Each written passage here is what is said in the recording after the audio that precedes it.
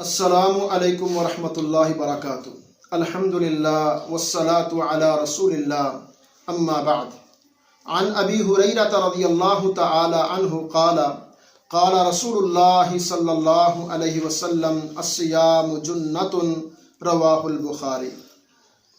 گزشتہ حدیث کے اندر ہم ذکر کر رہے تھے روزے کی فضیلت۔ زبدۃ الاحادیث میں سے حدیث نمبر 10 آج ہم پڑھیں گے۔ سیدنا ابو ہریرہ رضی اللہ تعالی عنہ بیان فرماتے ہیں، انہوں نے فرمایا قال رسول اللہ صلی اللہ علیہ وسلم، رسول اللہ صلی اللہ علیہ وسلم نے فرمایا الصیام جنۃ، روزہ ڈھال ہے، روزہ ڈھال ہے۔ اللہ اکبر۔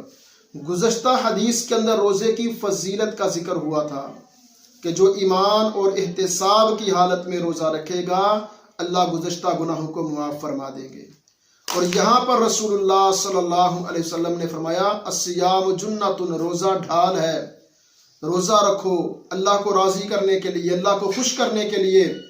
اللہ اکبر۔ یہ روزہ ڈھال بن جائے گا جہنم سے بچاؤ کے لیے، یہ روزہ ڈھال بن جائے گا اللہ کے غضب سے بچانے کے لیے، یہ روزہ ڈھال بن جائے گا جہنم کی بھڑکتی ہوئی آگ سے بچنے کے لیے۔ اللہ عمل کی توفیق عطا فرمائے۔ السلام علیکم ورحمۃ اللہ۔